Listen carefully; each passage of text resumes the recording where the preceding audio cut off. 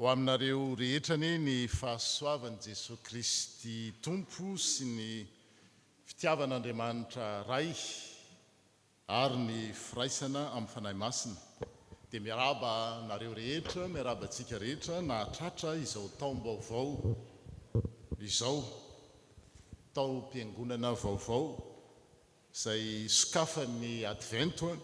Ny Advento dia tsy inona fa ny fankalazantsika an'Andriamanitra no natongava.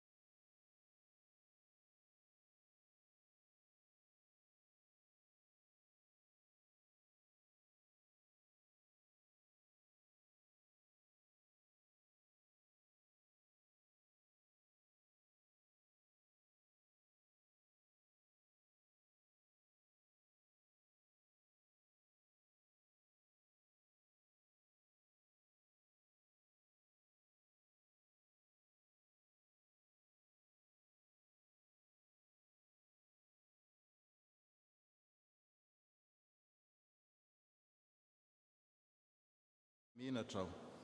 Aoka tsy hibitahan'ny fahavaloko aho. Eny tsy hisy hitsanga menatra izay rehetra manantenanao. Fa izay mivadika foana no menatra. Ampafantaro ny lalanao aho, Tompo. Ampianaro ny sitrakao aho. Tario amin'ny fahamarinanao aho ka ampianaro. Fa ianao no Andriamanitra ny famonjena ahy. Ianao no andrasako mandritry ny andro. Amen.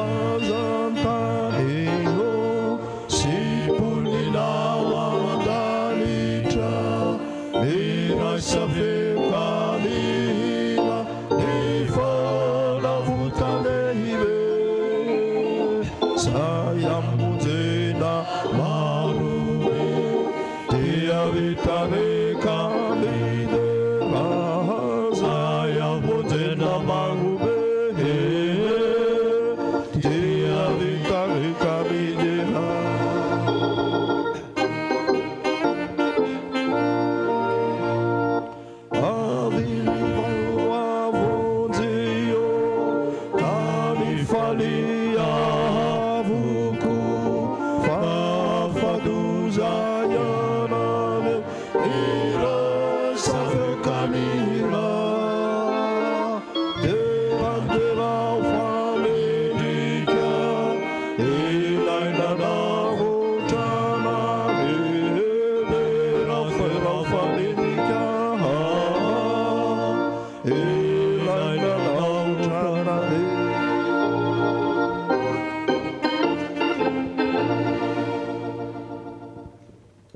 iaraka iombom-bavaka isika entiko tompo misaotra anao zay no ny namorinao ana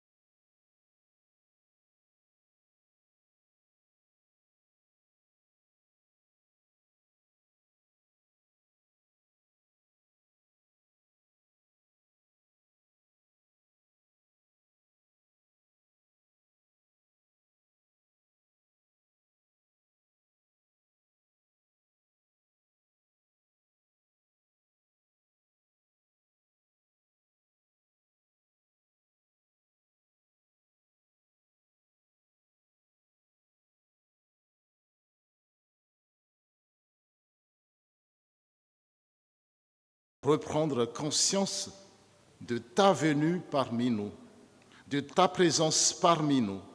Gloire, Seigneur, soit à toi aujourd'hui et à jamais. Amen. Petraka isika.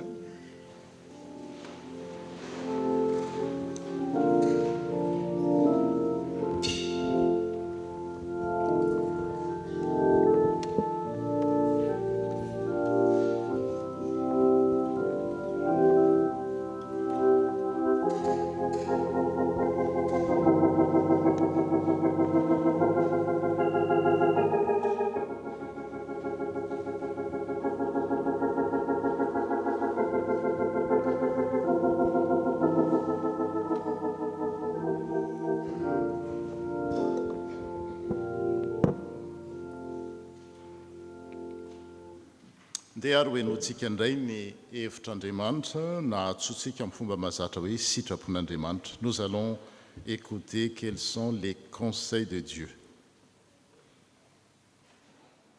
Koa aza mba matory tahaka ny sasany ianareo fa aoka hiambina ahony tena fa satria amin'ny andro isika dia aoka ahony tena ka hitafy finoana sy fitiavana ho toy ny fiarovatratra ary hitafy fanantenam-pamonjena ho toy ny fiarovan-doha fa tsy notendren'Andriamanitra hiara-ny fahatezerana isika fa mba ahazo famonjena amin'ny alalan'i Jesosy Kristy tompontsika.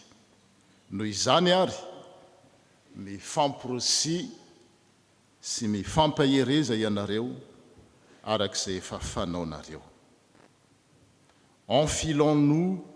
Enfilons la cuirasse de la foi et de l'amour et ayons pour casque l'espérance du salut. Ne dormons pas comme les autres, mais veillons et soyons sobres, puisque nous sommes du jour. Zany no tenin'Andriamanitra ho atsika indray izay mirakitra ny sitrapony. Manoloana an'izany dia andeha andiny tena eo anatrehantsika, ary toisy atsika amin'ny alalan'ny vavaka izany fandinihan-tena sy fifonana izany, dia aorianan'ny vavaka dia misy hira voalahatra.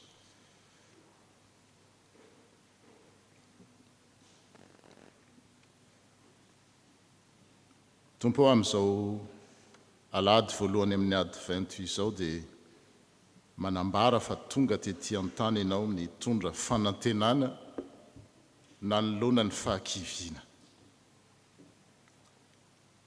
Tonga tetỳ an-tany ianao nitondra fiainana mandrakizay manoloana ny fahafatesana, manoloana ny fisalasalana ny finoana. Tompo vangio ny fonay, ary ataovy mahay miomana andray ny tena sy ny ranao zahay rehefa avy eo. Vangio ny fiangonanao, ny fianakaviana tsirairay, ny firenena zay nevinay, ny firenena zay iainanay, ary indrindraindrindra izao tontolo izao zay ao anatin'ny ady etsero. Vangio zay satria very ary tsy misy antony fiainanay raha lavitra anao. Ankehitriny Tompo takatray fa inona tokoa moa no soa azonay raha mahazo izao rehetra izao zay, nefa ianao tsy tonga eo amin'ny fiainanay.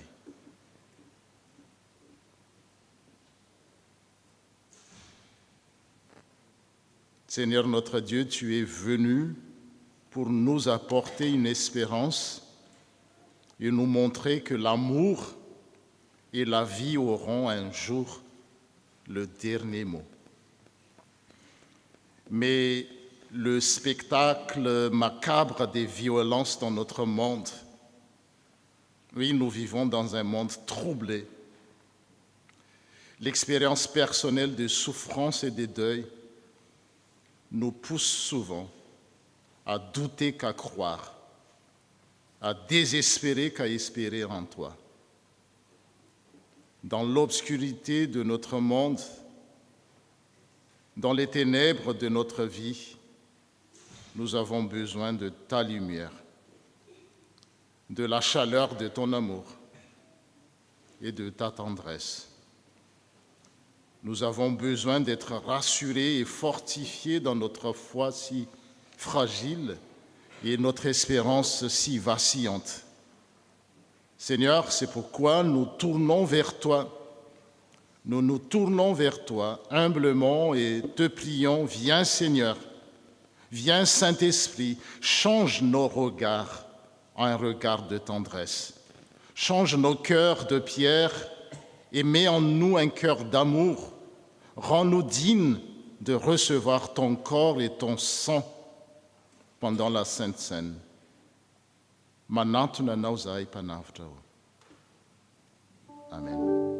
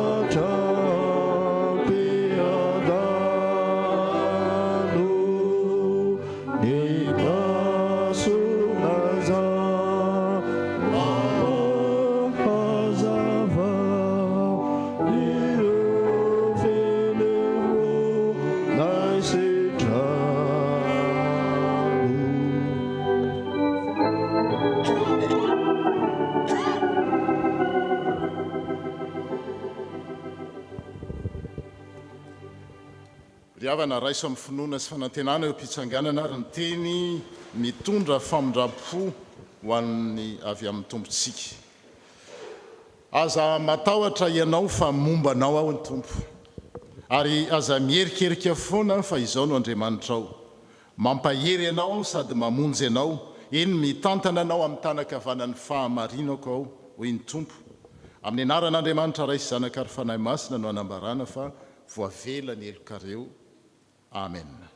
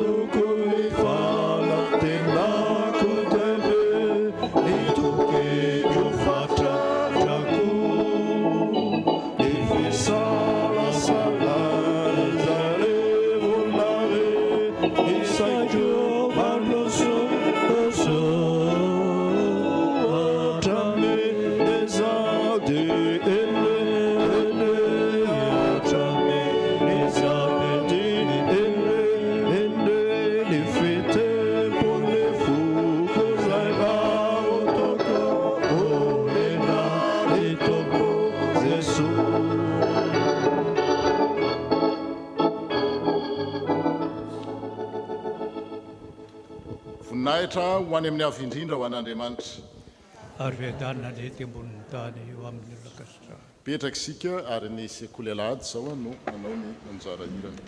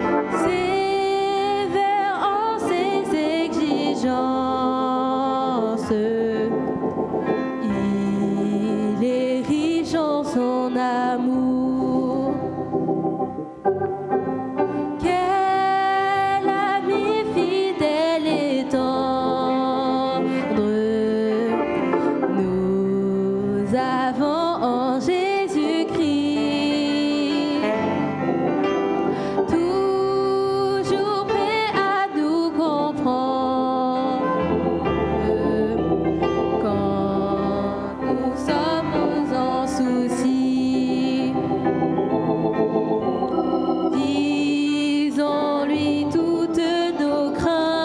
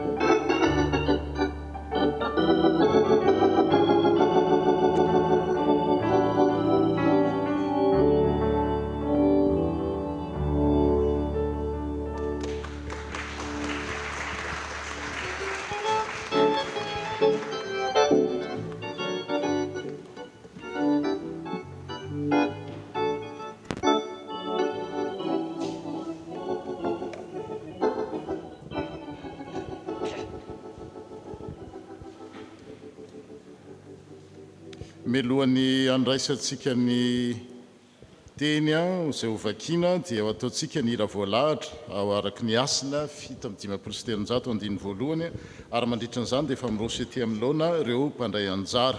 Ny teninao Andriamanitra dia feno fitiavan-dehibe.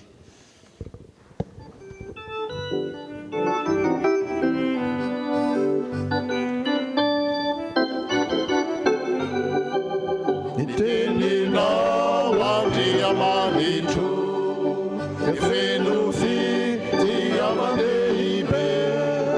Ny teninao mandresy lahatra manakatra karaizay mari ampiana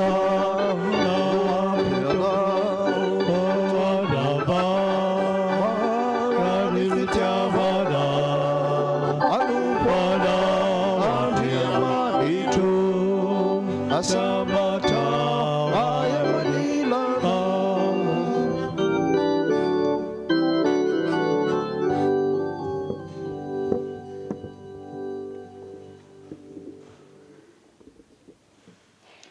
Je vous invite à la prière. Seigneur Dieu, toi qui es si grand, merci de nous donner l'occasion de se réunir dans ton Église. Merci Seigneur, tu nous as accordé le pardon de nos péchés, tu es fidèle et juste et tu nous as donné la grâce. Envoie-nous Seigneur ton Saint-Esprit pour avoir un cœur ouvert à écouter ta parole. Guide-nous à recevoir ton message et à pratiquer ta volonté tous les jours, car ta parole est lumière, c'est la parole de vie. Elle nous permet d'avancer et de toujours espérer. Nous faisons cette prière en ton nom, Seigneur. Amen.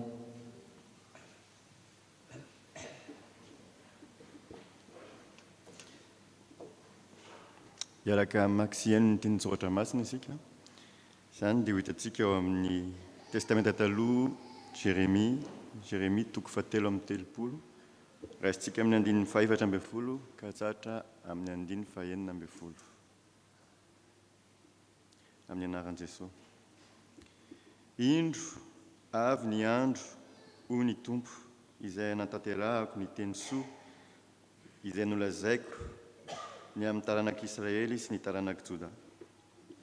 Amin'izany andro izany sy amin'izany fotoana izany dia hampaniry solofo marina ho an'i Davida aho ary hanao fitsarana marina ho amin'ny taniny izy. Amin'izany andro izany dia ho vonjena ny Joda ary andro fehizay i Jerosalema ary izao no hanononana azy ny Tompo no fahamarinantsika. Amen.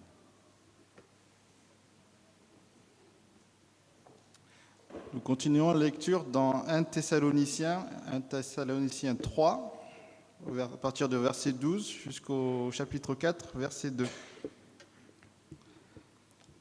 Au nom de Jésus. Que le Seigneur fasse grandir et déborder l'amour que vous avez les uns pour les autres et pour tous les hommes, à l'exemple de celui que nous avons pour vous. Qu'il affermisse ainsi votre cœur pour qu'il soit irréprochable dans la sainteté devant Dieu, notre Père, lors du retour de notre Seigneur Jésus avec tous ses saints. Maintenant donc, frères et sœurs, vous avez appris de nous comment vous devez vous conduire et plaire à Dieu, et c'est ce que vous faites. De même, nous vous le demandons et nous vous y encourageons dans le Seigneur Jésus, progressez encore. Vous savez en effet quelles instructions nous vous avons données de la part du Seigneur Jésus. Amen.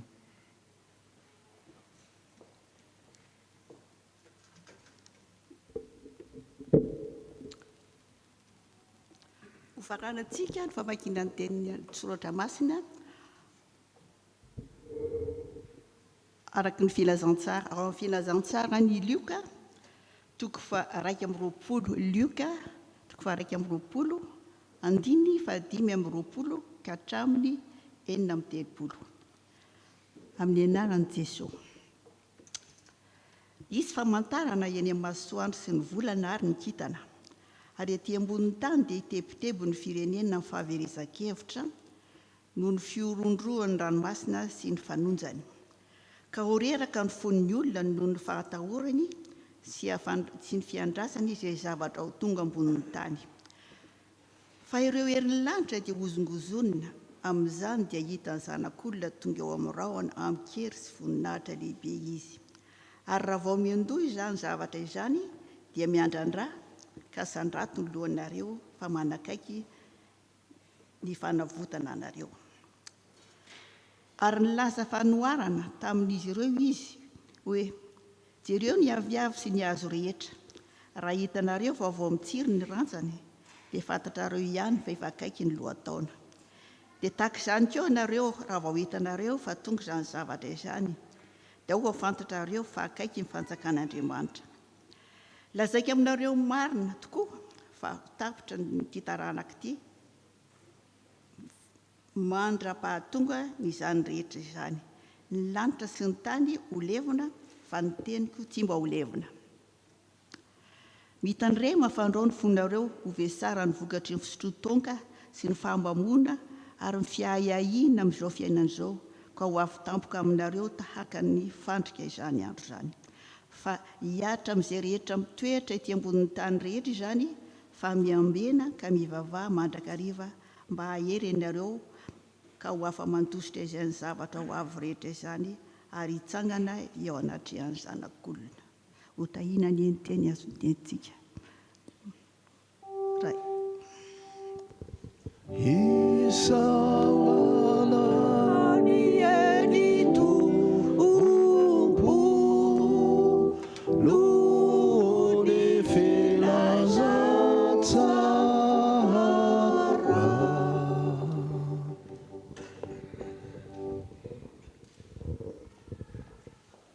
Rehefa tafaverindra reo dia ataontsika eo am-pitsanganana ny 7:500.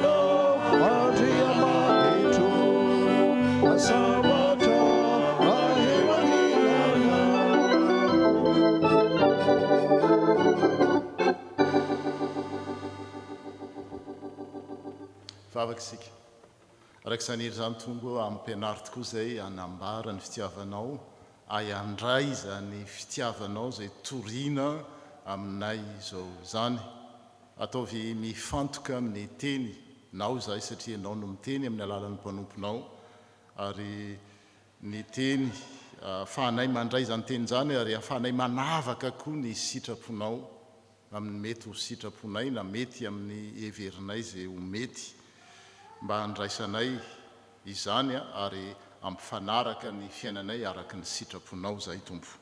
Tanterao aminay amin'ny alalan'ny fanainao masina zany fa soavan-dehibe zany satria tsy ny olona rehetra no mahazo izany fa izay menao fa soavana handray miteny. Seigneur notre Dieu tout-puissant, oui, rends-nous attentifs par ton Esprit Saint, afin que nous apprenions par la prédication de ta parole à discerner ta volonté et à conformer notre vie aux enseignements de ta parole, de ton évangile. Et opère cette grâce en chacun de nous, Seigneur, pour l'amour de ton Fils Jésus-Christ, notre Seigneur. Amen. Afaka mipetraka isika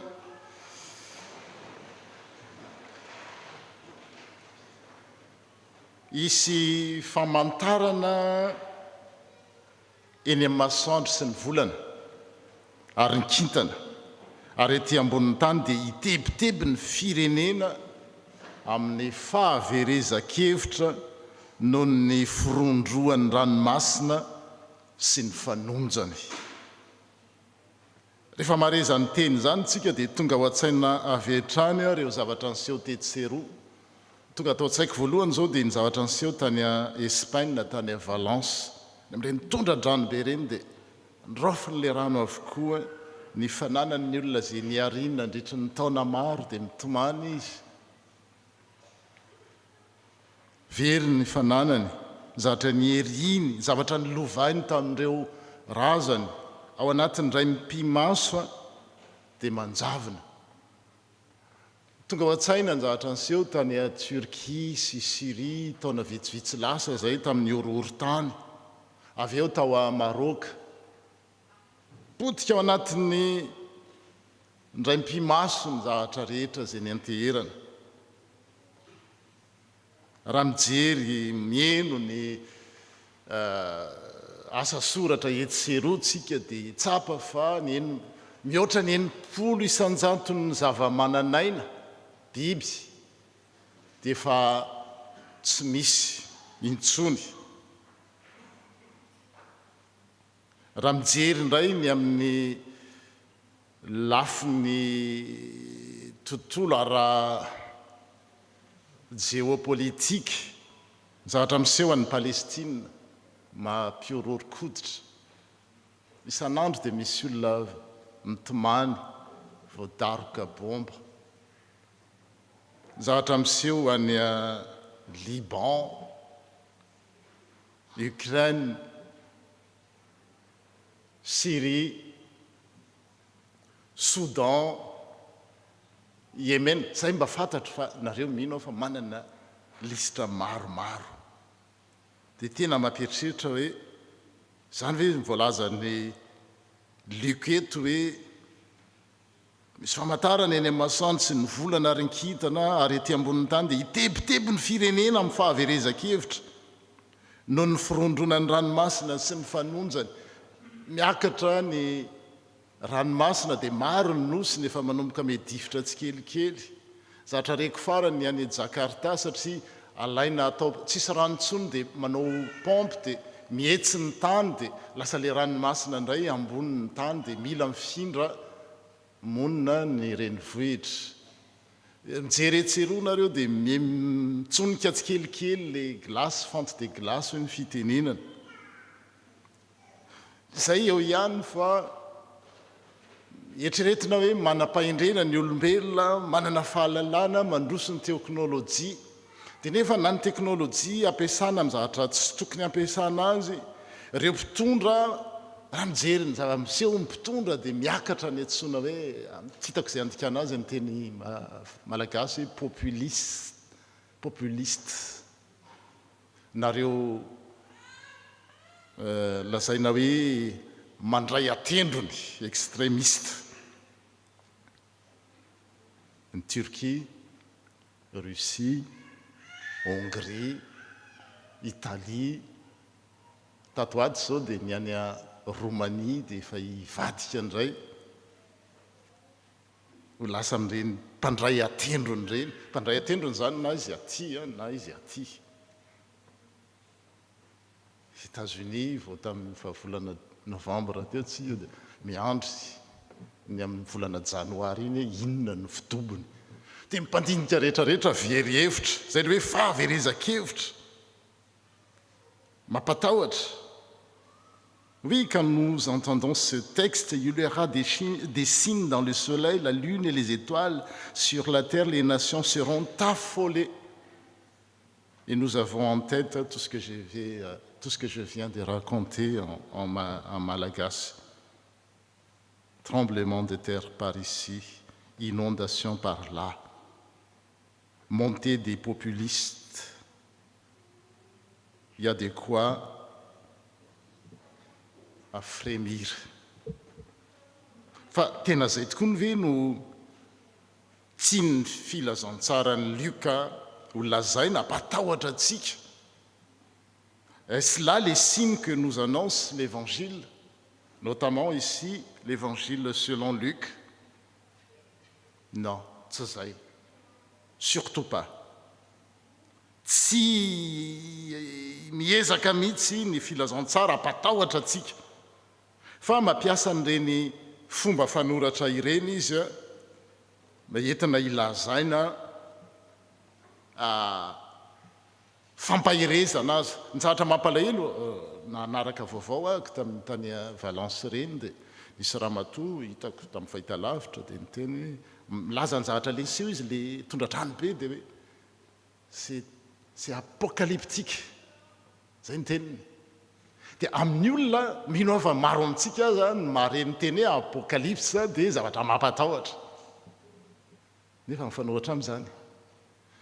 Le mot apocalypse est devenu aujourd'hui synonyme d'horreur, de catastrophe, alors que ce n'est pas du tout ça. Apocalypto en grec signifie dévoiler, enlever le voile, révéler la face cachée des choses. Zany hoe mazavako aminareo hoe misy lafiny efatra zany rehefa mampiasa karazana fomba fanoratra zany ny apocalypse na tany amin'ny testamenta taloha na amin'ny testamenta vaovao. C'est un genre littéraire, c'est un style littéraire entina ilazana zavatra indrindra rehefa mandalo fotoatsarotra ny teo amin'ny zanak'Israely ohatra mamaky ny bokin'ny Daniel nareo. Zany mety hoenarana amin'ny mpazapa Bible atoato. Rehefa vita ny bokin'ny Joshua dia mety ho zay no atao hoe ahoana tokoa moa no ianarana indray an'ireny boky lazaina hoe apocalyptique ireny les livres apocalyptiques. En fait, ils ont été écrits pour des temps de détresse et évoquent les persécuteurs sous les traits des monstres furieux, des monstres affreux. Et c'est pour ça que le mot apocalypse a pu devenir synonyme de personnages et d'événements plus terrifiants. Et deuxième point, ce qu'on peut dire du genre littéraire apocalyptique, parce qu'ils sont écrits, les livres apocalyptiques, en temps de détresse, ce sont des livres de consolation. En fait, le but, c'est pour consoler les croyants dans leur fidélité. Matahotra ny olona, ohatra antsika zao raha mijery le zavatra nytany sana teo dia tsy hoe apatahotra dia hoe finoy daholo ny gisa. Zany mantsy mifanaonry tsy hanonanarana ny any amintsika any. Finoy daholo ny gisa fa ho avy mifarandro. Tsy zay mihitsy izy fa ny teny ny apokalypsiana dia entina ampahirezana ahatonga ny olona hifikitra amin'le any azo ifikirana. Raha mirodana dolodolo ny zavatra rehetrarehetra tsisy azo tenaina verhevitra ny olona dia zao mbola misy azo enteherana. Zay ny antony tenenana an'ireny aza variana amin'ireny nareo dia zay no ezahantsika ho voaboasana amin'ity alahady voalohan'ny ady 28. Troisième point, les livres apocalyptiques, en fait, au sens lever les voiles, ils révèlent la face cachée de l'histoire. Ao ambadiky ny tontolo ao na dia misahatra manahirana raha dia zao misy tanan'Andriamanitra mitondra n'izao rehetra zao Andriamanitra na dia ny fijery aza mampatahotra. Ary zay no tsara fantatsika kristianina hoe raha vaovariana zavatra miseho sy avoakan'ny vaovao etserotsika sy ny de kivy reraka. Fa isika kristiana manana zavatra azo anteherana. Lanitra sy ny tany ho levona fa misy maritra mandrakizay dia ampitodiana ny olona hitodika amin'ilay tena manan-danja. Zay ny antony nanoratana an'ireny boky ireny fa tsy natao ampitahorana, tsy natao hamonoana ny gisa sy ny vorontsiloza satria hoe ho tapitra ny andro, tsy zay mihitsy. Zay no izy zany hoe les livres apocalyptiques annoncent la victoire finale de Dieu. Ils sont toujours tournés vers l'avenir. Tsy mampatahotra andeha hitsoka anao fuite en arrière ou fuite en avant. Enfin, ça nous pousse à tourner vers l'avenir malgré les apparences. Et peut-être les livres apocalypse en fait ne parlent pas d'une fin du monde, mais c'est la fin d'un monde, de l'installation d'un nouveau monde selon le plan de Dieu. zay zany no zavatra tsara fantatsika zany hoe raha miresaka zavatra mampatahotra ohatran'ireny ny filazantsara na ny bokyny apokalipsy na ny daniela na maromaro izy ireo a dia entina ilazana fa Andriamanitra ny tompo ny teny farany manoloana ny zavatra miseho. Le mal sera vaincu et Dieu aura le dernier mot. Voilà. Et dans tout ça, dans l'attente de ce renouvellement, de ce nouveau monde promis par Dieu, les textes apocalyptiques invitent les croyants à adopter une attitude non pas d'attente passive.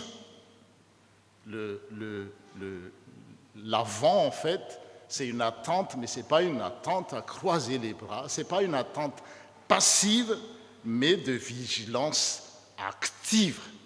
Misy teny rehefa eo jerentsika inona ary ny tokony atao manoloana ny zany zavatra zany fa tsy hoe atahotra dia angovotra dia tsy hanao ninina, tsy izay mihitsy le izy.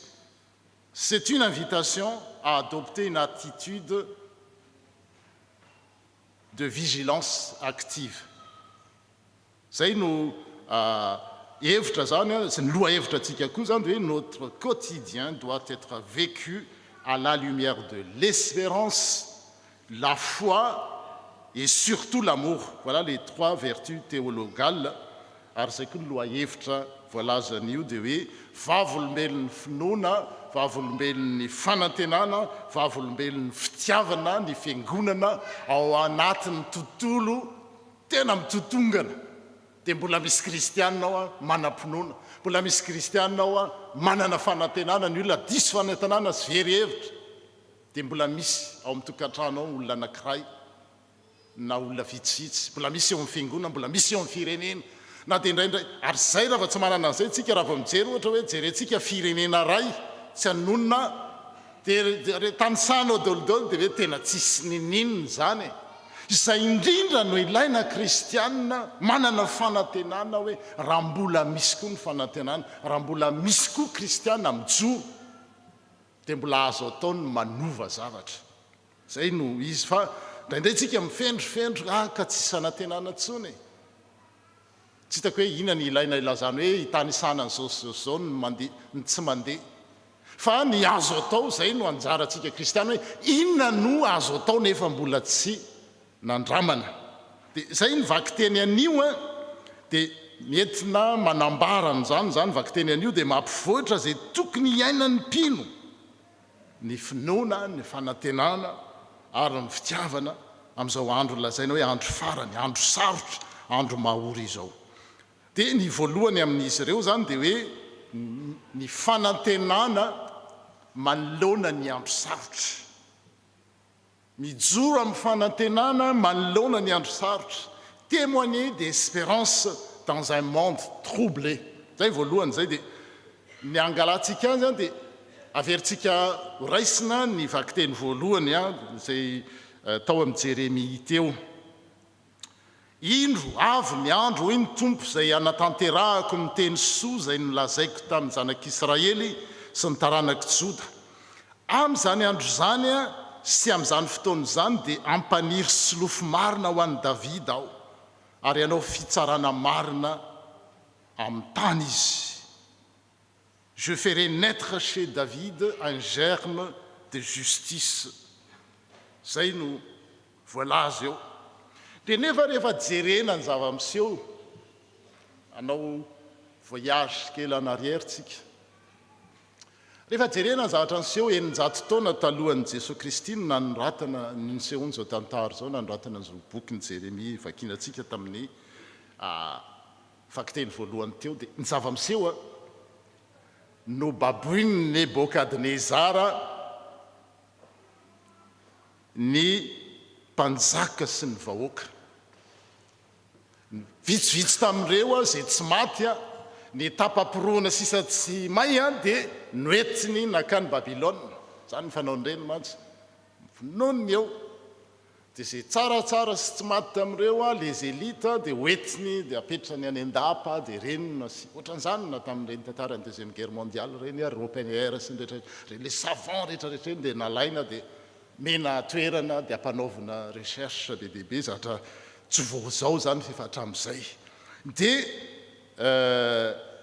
no ravana ny tempoly tao Jerusalema zany dia zao tena hoe rayé de la carte, ravana ny tempoly, tsisy nininona tsony ny angana. Dia manoloana an'izany dia manontany tena reo le sisa le tapaparoana tsy sisa tsy may zany, reo le tsy maty hoe aiza le fampanantenana nomen'Andriamanitra ho an'i Davida taona 100 lasa tany aloha tany hoe hisy mpanjaka hitsimoka amin'ny solofony Jese, nefa ny mpanjaka babro ny eo ringana, nefa ny fampanantenana ataon'Andriamanitra fanohatra amin'izany. Rehefa mijery ny tontolo tsika, na tontolo aiza na tontolo iny dia zesy inona tsony no antenaina amin'izao. Dia ohatran'izany ny zavatra niseho tamin'reto taranaky ny tao amin'ny vakiteny voalohany teo. Amin'ny andro zany dia ampaniry solofo marina ho an'i Davida, nefa le mpanjaka aza babo any Jerosalema ny eo araringana tsisy azo antenaina. Dia izay indrindra nefa tamin'izay indrindra no nampitenenan'Andriamanitra an Jeremia tamin'izay hoe ny tenin'Andriamanitra tsy maintsy tanteraka. Raha mbola eo koa Andriamanitra, raha mbola Andriamanitra koa no antsoina hoe Andriamanitra, dia izao tsy maintsy tanteraka izany zavatra niseho zany. Le fampanantenana eo nefa dia zao hoe ampiraisina koa ny firenena avaratra sy ny firenena atsimo. Fantatsika fa tamina fahatesan'i Solomona mpanjaka ohatra dia nizara roa ny fanjakana. Israely dia nanana ny Samaria ho renivohitrany, dia Jodia no renivohitra Jerosalema. Dia ireo zavatra pirahalahy fa mifandrafy tao, zavatra miseho zany rehefa lavitra an'Andriamanitra. Dia nefa ny fampanantenana izay nomeny eto dia zao hoe anao fitsarana marina amin'ny tany izy, ary amin'izany andro zany dia hovonjena ny Joda ary andro fa izay Jerosalema. Nefa ny zavatra miseho dia mampitehiteny hoe fenao ve jamba Andriamanitra, ianao ve tsy malaly, tu es déconnecté de la réalité, voilà ce qui se passe. Les rois sont déportés à Babylone, le temple est rasé, décimé, le peuple est décimé, il n'y a rien à... Et toi tu parles d'une germe royale. Dia izay indrindra le izy hoe ny teny faminaniany Jeremia eto dia mamelo mpanantenana. Ary zay ny advento zay, mitondra fanantenana manoloana ny tontolo zay tena hoe feno fahaverezan-kevitra. Andramana daholo ny zavatra rehetra, atao daholodaholo, atsoina daholodaholo ny spécialiste sy ny technicien rehetrarehetra zaoamikorotana.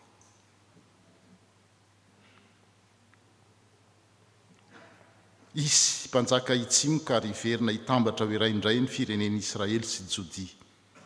Nofinofy tamin'ireo babo zany saingy izao nitanteran'Andriamanitra tamin'ny natongavany Mesia, natongavany Jesosy, tanteraka azo antoka ny fampihavanana an'ireo.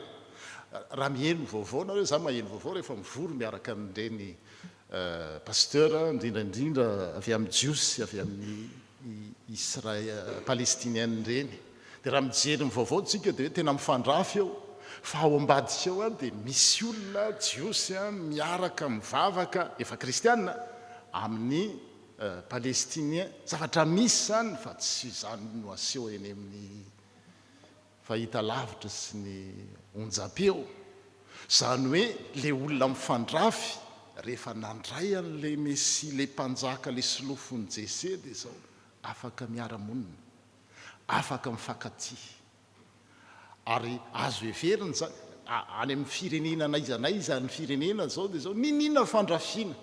Ary ny olona mampifandrafy foana hoe ry avy amin'ny-dranona, ry avy amin'ny-dranona, ty loko ohatran'izao, ty ohatran'izao, zany no ataona. Fa ny kristianina manana fanantenana dia mampiavana foana hoe mila mihoatra n'izany rafitra sy zavatra apetraky ny olona izany. Dans une situation sans issue, à vues humaines, Jérémie, le prophète, invite le peuple à une vie, une attitude de témoignage d'espérance dans un monde bouleversé. Zay no voalohany zany a, dia ny faharoa dia hoe fitiavana manoloana ny tsy hitako ny tenenana azy ao aminao toko nataoko hoe mpanenjika fa rehefa azavaiko les avanciaux dia mety ho azoazontsika ihany fa tsy maintsy asiako titre le izy a mba ahafahako manao an'izy témoigner de l'amour face aux persécuteurs. Ny ao mivaky teny faharoa no zavanseo tao Tesalonika no andraisantsika an'izany ary angalantsika lesona hoe mila mampiseho miaina fanantenana zany tsika dia tsy ampy nefa raha fanantenana ihany fa misy hoe rety telo reto no mitoetra rehetrarehetra zao rava dolodolo fa rety telo reto mitoetra finoana fanantenana fitiavana dia eto zany hoe fitiavana mijoro amin'ny fitiavana manoloana ny fanenjehana. Zavanseo tao a Tesalonika no angalantsika isotomantsika n'izay hevitra zay a dia rehefa any an-trano any dia mba vakio ny asan'ny apôstôly toko 7 fa misy tantara mafinaritra be ao ary ho azavaiko kely tsotra fitiniko zany satria ny ora mandeha be a tsy miandry antsika. I Tesalonika io a Tesalonicien io a dia renivohitry ny zaratany makedoniana ary ny romanina no mpanjanaka tamin'izany. Dia misy mpivarotra maro be ao amin'io tanàna io a ary rehefa miresaka hoe mpivarotra dia anisan'ny tena mahay mivarotra dia anankiroa eto telo angambany ny sinoa nefa tamin'izany ny sinoa tsy tany a ny libanais a mahay mivarotra be koa izy ireny a fa ny tena mahay dia ry zareo jiosy dia be jiosy tao amin'io Tesalonika io. Il y avait une colonie juive, communauté juive. Dia Paoly apôstôly amin'ny rehefa mpitoro filazantsara azy dia fantany hoe eto misy jiosy dia makao amin'ny sinagoga izy ary intelo sabotsy izy zany sabata telo a mandeha makao dia rehefa makao dia misinagoga moa dia afaka mitoriteny ny olona mandalo rehetrarehetra ohatran'ireny fanaontsika ireny hoe tonga eto pasteur Valtera dia mitoriteny izy, tonga eto pasteur Toko dia mitoriteny izy. Ohatrohatran'izany tonga tao amin'izany sinagoga zany Paoly apôstôly tao Tesalonika dia nitoriteny izy a nandritra ny sabata telo sabotsy ny telo zany satria izay ny fivoriany ireo jiosy ireo mbola mitazona ny fivoahana jiosy izy dia isaky ny sabata izy novava fa tsy miteny akory zany hoe Paoly apôstôly isaky ny zany mantsy fanao n'le any reny jereo misoratra masinao fa amin'ny sabata izy mivavaka nefa tsy izay ny tianao tenena fa makany izy. Dia rehefa tao izy a dia nanambara ary naneo marina tokoa fa tsy maintsy nijaly Jesosy tsy maintsy hitsangana amin'ny maty izy dia ary Jesosy zay toriko aminareo reo izy a no Kristy zay zany nitoriteny ohatran'izao fanao tsika zao. Dia manoloana n'izany toriteny zany dia mizara roa foana le auditoire zay ny fiteny azy le pieno. Ny sasany tamin'ireo dia nino a ka nanampy ho isan'ny mpianatry Paoly sy Silasy dia nisy grika fa tsy jiosy ihany koa marobe a lasa nanaraka zany a ary tsy vitany hoe anona fa nahakasy ny couche sociale rehetrarehetra dia nisy tsy vitsy tamin'ny vehivavy nanakaja vehivavy manakanja pabo ny filazantsara noho ny fitoriana nataon'ny Paoly apôstôly acte 17 misy an'izay acte 17 à partir du verset 1 jusqu'à la fin. Dia rehefa misy fitoriana ny filazantsara dia misy foana manaiky maro be ohatran'izany nisy jiosy dia nisy grika dia nisy vehivavy manakaja nandray ny filazantsara fa andiny fadimy amin'ny asan'ny apôstôly toko 7 dia zao nialina koa nefa ny jiosy sasany dia rehefa nialina izy tsy mandray ny filazantsara dia izy tsy hoe mialina dia mialina inona nataony naka mercenaire izy nanangona olona izy mitady olona andao ranga naka olona raha tsy fanahy teny an-tsena izy eny an-tsena hoe ndao e zany fanao zany maka mercenaire dia nialina reo jiosy reo a ka naka nialina ny filazantsara izy a hoe Jesosy sy maty a io Jesosy io ny Kristy dia naka olona teny an-tsena izy a dia nahavory vahoaka betsaka dia nampitabataba ny tao an-tanàna ka nanao fahirano a ny tranony Jason na Jason amin'ny teny anglais zay nampiatrana amin'ny Paoly sy Silasy dia voatery tsy maintsy niala tao izy nitsoka ny nialina iny ihany Paoly sy Silasy a nakany Beria niala tany Beria izy a dia nakany Atène dia rehefa nakany Atène izy a dia nakany Korinto dia efa tany Korinto izy no nanoratra izao epistilo an'ny Tesalonika izao hoe nanahoana re zay le fiangonana naoroko tany le voatery tsy maintsy niala satria ninjehana zay le contexte zay dia tsy mandry izy hoe raha mifaniriny dia nijanona teo izy fa zao tena natao sarika ampandrina zay le izy hoe sarika ampandrina aiza le mpanakorotana iny rehefa tsy nanakorotana izy fa nitorony filazantsara hoe Kristy no izy dia voatery tsy maintsy nitsoka izy nialiny ihany dia manoratra eto dia zay le teniny dia le vaky teny zay nataontsika aloha hevitra teo hoe entina ampahirezana ndreto kristiany reto zany dia ndeha hojereko le texte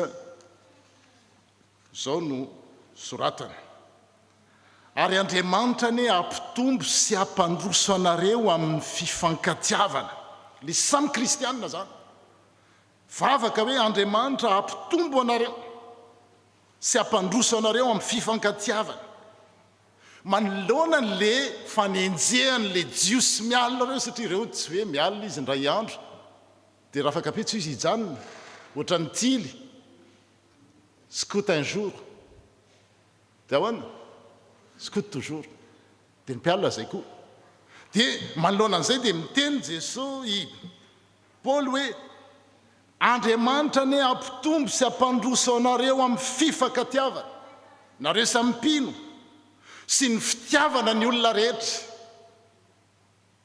dia tahaka ny itiavana ianareo koa zany hoe manoloana n'le fanenjehana zay nataony jiosy tao a Tesalonika dia tokana ihany ny zavatra takina amin'reto kristiany reto dia zao fitiavana témoigner de l'amour dia zay koa no raisitsika amin'izao advent zao manoloana amin'izao mantsy manahirana ny miaina amin'ny fiarahamonina misy atsika sarotra tena ohatrany hoe mandeha amin'ny atody vaky tsy mandeha ohatra mandeha dia ny fitiavana ihany ary zay nypona hoe valio amin'ny soa ny ratsy ny soa ihany no afaka mamaly ny ratsy fa tsy aoka tsy amaly ny ratsy amin'ny ratsy amin'le tontolo iainantsika teo mantsy dia tendu dolidoly eny le olona satria very hevitrako frustré daholo on vit dans un monde des frustrés vao taraikiraiky kely anao eo amin'ny feu vert ao dia fa papapapapa eny an-dalana eny dia rehefa tsy midépasse à droite izy dia à gauche izy dia io tena hoe on vit dans un monde tendu dia ny alay-panany kristiana amaly klaxon amin'ny klaxon za mety latsaka an'izany ary efa latsaka amin'izany mihitsy alay-panany tsika amaly ratsy amin'ny ratsy nanao a dia tairiko fa ny tenin'Andriamanitra dia zao aza mamaly fanaratsiana amin'ny fanaratsiana fa tokana ihany voilà le les armes de la lumière vaincre le mal c'est quoi la suite par le bien zay ihany dia ny kristianina miaina amin'ny advent miandro ny fiverenan'ny tompony amin'ny raon'lanitra dia zay no ataony tompo apio tsy vitako moi j'ai envie de qu'il me toque et moi je le toque aussi mais non je suis chrétien qui est en attente de ton retour glorieux aide-moi inspire-moi à vaincre le mal par le bien satria zay no nataon'Andriamanitra zay Andriamanitra zay raha nanota ny zanak'Israely ny zanak'olombelona rehetrarehetra na ny zanak'Israely na itsika dia zao tsy mamaly atsika ahoana le izy salamo 3:1 araky ny ataontsika izy Dieu ne nous punit pas selon ce que nous avons fait tsy haiko ny mandika azy tsy miady le logiciel lato ndraindray mety ndraindray tsy mety fa azonareo ny tiany ho tenenina dia zay ny faharoa zany zay ny fahatelo farany a satria mandeha ny fotoana dia zao hoe fiainana ny finoana manoloana ny fahasarotana manoloana ny fahasarotan'ny fiainana manoloana ny fahaverezan-kevitra témoignage de foi zao no tsotra rehefa mitotongana ohatran'izany a hoe fantaniana mantsy hoe efa maninona moa zany no mivoroatra zao tsika manina nampatsivina hoe manoloana n'izany fahaverezakevitra zany dia zao tsy verevitra ny kristianina fa misy zavatra azo anteherana dia zay ny sosikevitra zany hoe fanantenana fitiavana dia faharoany finoana dia eo amin'ilay vakiteny fahatelo teo nefa tsisy firesahana mihitsy hoe mpino fa fantatra rehefa dinihana hoe reo kristianina reo dia mino reo ary rehefa mino izy a dia antsoina zany a mba anana fitondratena hafa. Le témoignage de la foi alors que tout semble s'écrouler dans l'évangile de Luc va dans ce sens. Redressez-vous et relevez la tête, vous serez dignes de paraître debout devant le Fils de l'homme. Les hommes mourront de peur, mais vous serez debout parce que vous savez que Dieu maîtrise l'histoire. Dia ny sosikevitry ny jesosy amin'izany soratany Luka dia zao hoe mitandrema eto zao le vigilance active mitandrema fandrao ny fonareo ho vesara ny vokatra ny fisotorotoka sy ny fahamamona sy ny fiahina izao fiainana izao ka ho avy tampoka ho aminareo tahaka ny fandrika izany. Zao zany le fitandremana manoloana n'izany fasarotra zany dia hoe fandrao ny fonareo ho vesara ny vokatry ny fisotoka. Dia eto a ho an'izay olona misotro a dia tsy hoe hitifitra n'izay misotro akory lioka. Ny rehefa mandalo sarotra ny olona anankiray na mivondrona ray na firenena anankiray a dia zavatra anankitelo rehefa tsy mandray an'le sosikevitra teo hoe finoana fitiavana fanantenana dia zavatra anankitelo a no mazana miseho. Eto resaka toka le izy fa tsy voatery tsy maintsy toka fa mba hanadinony ny olona aminony ny eritreriny manoloana ny fahasarotan'ny fiainana dia mitodika izy any amin'ny zava-mahadomelona. Eto toka fa mety zavatra foana io, mety zavatra atao io, ohatra hoe zaho zao hoe mba hanadinoko ny fitiavana hanadinoko ny fahasarotan'ny izay dia momena izy hanadinoko ny fahasarotan'ny fiainana dia ohatra hoe azoko atao ohatra ka hoe ka manam-bola dia zao any amin'ny asako ny manao an'le izy zany natao hoe le resaka hoe fahamamona eto zany a dia zao ivresse excès zay le izy tout excès achat fa zay manao achat dia sao dia hoe zay foana mantsy ny atsika zany ndray nytenenin'ny pasteur an'izany fa mety ohatra ka hoe manao baolina zao dia zao baolina mandraparain'ny andro paraparivin'ny andro satria nahoana any ahako any mba monsieur ahoana fitentsika azy ahoana le izy any ah mba monsieur divertir dia miendro ny fotsiny samy hafa eto ny toka dia hoe za tsy misotro toka dia réglé zany fa ny olona manoloana amin'ny dia zay ny tena non tsy any amin'ny fisotroana tsy any amin'ny fanadinoana tsy any amin'ny fifohana na tsy any amin'ny zavatra rehetra tsy any ny vaolana raha izay mino fa manaraka anareo. Faharoa dia zao le fahamamona zay le hoe excès zany any no mba hafahana zany tsy hiatrika an'le fiainana dia zao mba katrikatry mba varimbariny dia tsy miatrika an'le fiainana nefa ny kristianina raha araka le teny teo dia zao hoe vigilance active misy azo atao finoana fanantenana fitiavana fa tsy any amin'ny fuite en arrière na fuite en avant hoe raha ngamba atao dododonto kely a dia io mety na zavatra tsara raha azo atao a aloha hijanona amin'izay ohatra zay ahako fa raha vao maka ohatra hafa dia mety ozy nareo hoe zao zany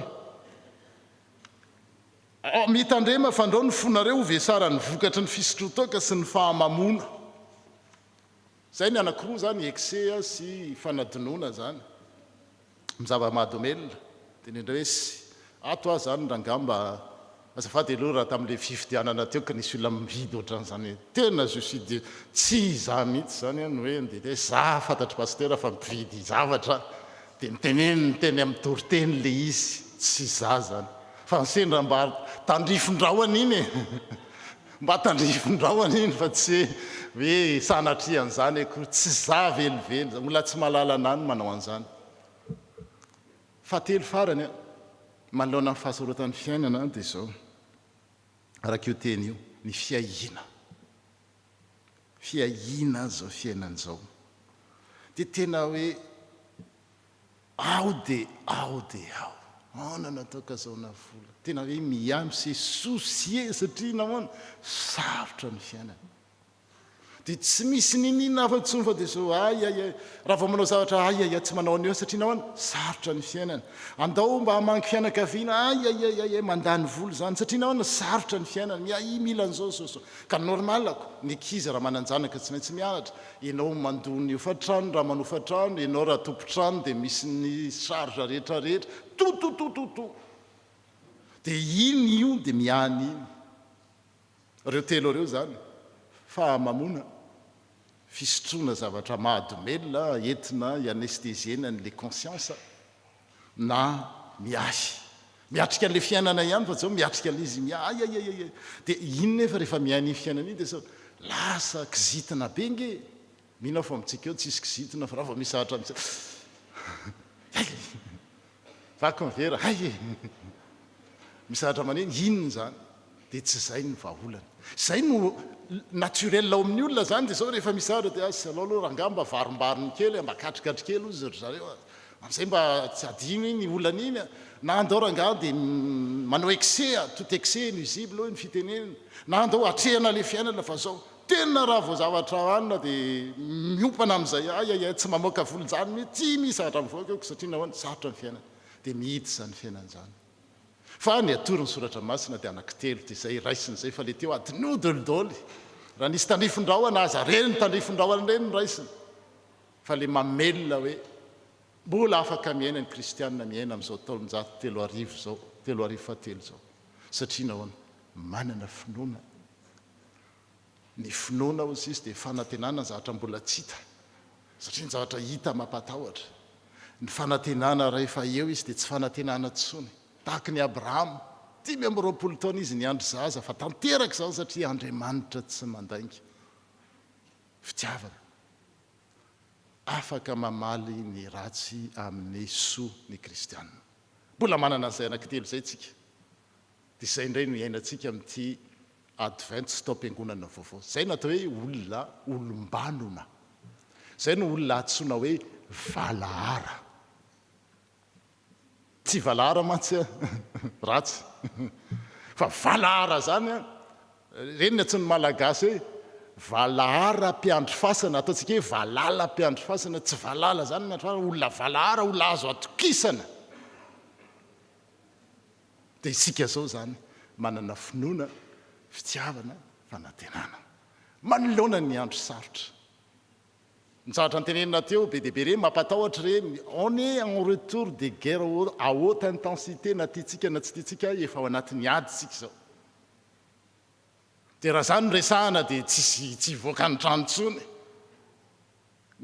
mamaky ny any Suède nareo dia sy ny any Finlande dia zao efa misy manuel hoe mividiana rano zao litatra zao no azo atao zao no atao satria izy efa fantatra fa ho avy zany fa tsika kristianina ny torohevitra dia zao hoe manana finoana fanantenana fitiavana dia ho an'Andriamanitra irery ihany ny voninahitra hatramin'ny taloha indrindra ka ho mandrak'izay. Les 3 lectures de ce dimanche nous invitent à une attitude de témoignage dans une situation sans issue, apparemment sans issue à vue humaine. Dans la première lecture, donc Jérémie le prophète nous invite à un témoignage d'espérance. Dans sa lettre aux Thessaloniciens, l'apôtre Paul nous invite à un témoignage d'amour que le Seigneur vous donne à l'égard de tous les hommes, un amour de plus en plus intense et débordant. Et dans l'évangile de Luc, Jésus nous invite au témoignage de foi, alors que tout semble s'écrouler. Redressez-vous et relevez la tête, dit-il, vous serez jugés dignes de paraître devant le Fils de l'homme quand il viendra. Ce triple témoignage, voilà le défi chrétien. Amen.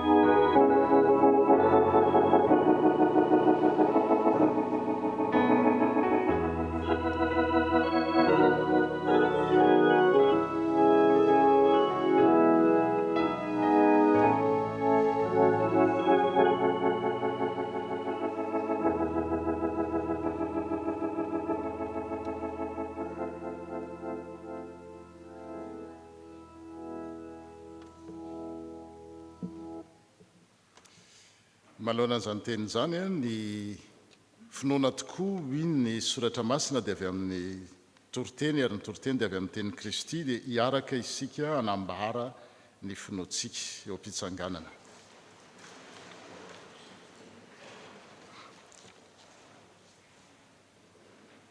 Mino an'Andriamanitra raitsotoa mpanao ny lanitra sy ny tany eo. Andriamanitra dia fanahy, Andriamanitra dia fitiavana, Andriamanitra dia manjakatra amin'ny taloha indrindra ka ho mandrakizay. Andriamanitra dia mampiseho ny fitiavana antsika fa fony mbola mpanota isika dia maty hamonjy antsika Kristy. On va le faire en français alors parce que j'ai vu que c'est en français qui est projeté. Aferintsika, je crois en Dieu le Père, créateur du ciel et de la terre, l'Éternel règne, il est esprit, il est amour. Je crois en Jésus-Christ, son Fils unique, notre Seigneur. L'amour de Dieu s'est révélé en ceci. Alors que nous étions encore pécheurs, Christ est mort pour nous. Il est venu chercher et sauver ce qui est perdu. Il est le chemin, la vérité et la vie, le même hier, aujourd'hui et éternellement. Et à ceux-ci, tous reconnaîtront que nous sommes ses disciples, si nous avons de l'amour les uns pour les autres. Je crois au Saint-Esprit qui rend témoignage à notre esprit que nous sommes enfants de Dieu. Nous avons été baptisés d'un seul esprit pour former un seul corps. Amen.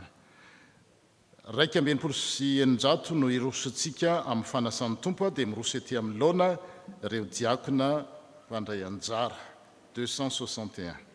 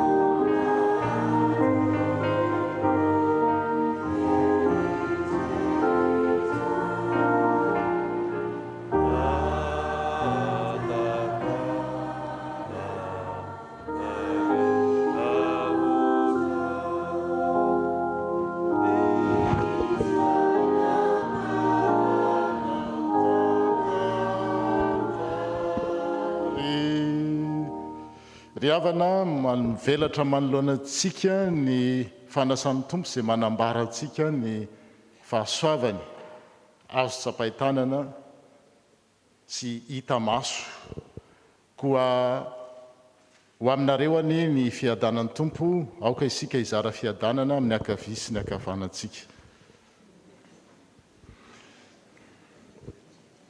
Fiadanan'ny tompo mbola Michel tsika.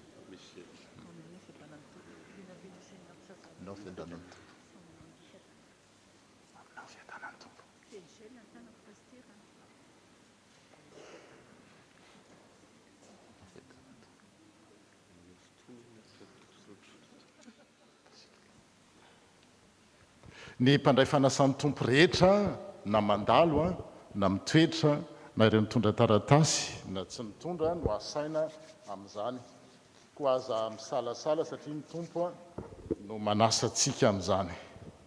Asandrato ny fonareo ao amin'ny tompo. Aoka ho diaraintsika ny tompo Andriamanitra. Eny tokoa tompo masina, Andriamanitra mandrakizay mahefa ny zavatra rehetra fifaliana iny mitsokanao ianao zay namorona ny zavatra rehetra ho amin'ny fahalavorariana so amin'ny fiainana tonga lafatra ianao zay nanafaka anay tamin'ny fanandevozana amin'ny lafiny rehetra mba hahafahanay manompo anao amin'ny kalalana sy amin'ny mpifaliana amin'ny alalan'i Jesosy Kristy tomponay amin'ny fotoana rehetra sy amin'ny toerana rehetra no hideranay ry Andriamanitra masina indrindra.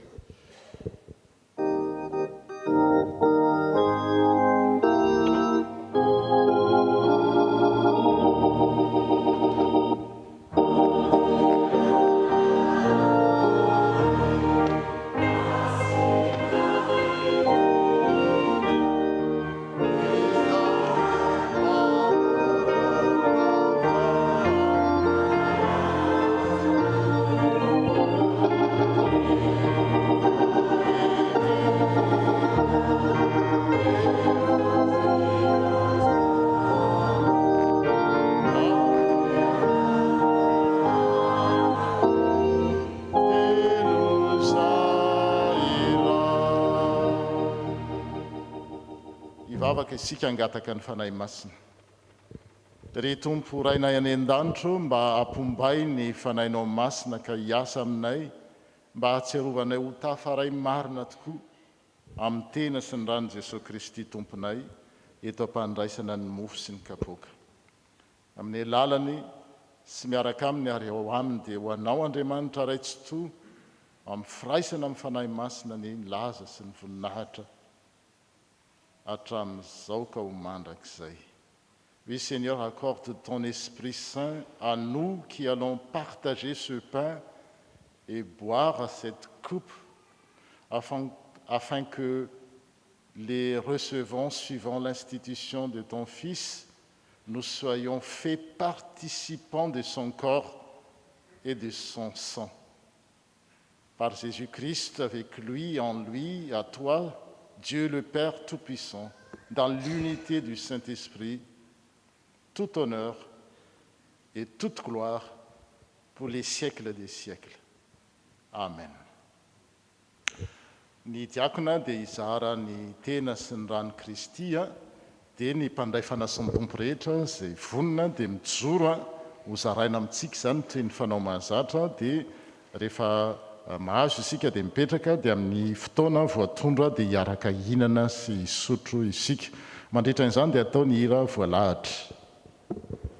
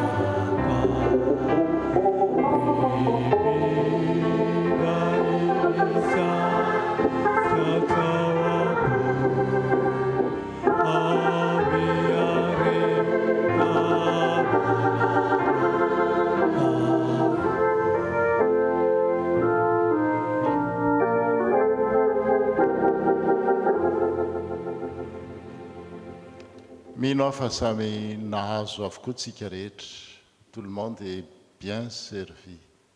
Raha izany ary dia araka hitsangantsika.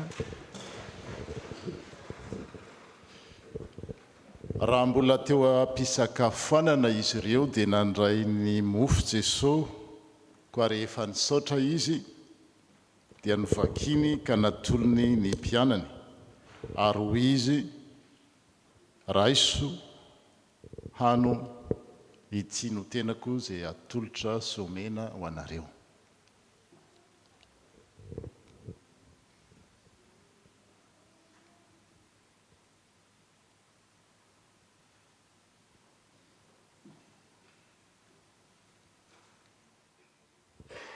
Amen. Ary nandray ny kapoaka izy, koa rehefa nisaotra izy dia natolony azy ireo ka nataony hoe, misotro amin'ity ianareo rehetra, fa ity no rako dia ny amin'ny fanekena vaovao anorenan'Andriamanitra ny fanekem-pihavanany izay alatsaka ho an'ny maro ho famelan-keloka. Misotro amin'ity ianareo fa ity no rako. Buvez-en tous, oui, ceci est mon sang.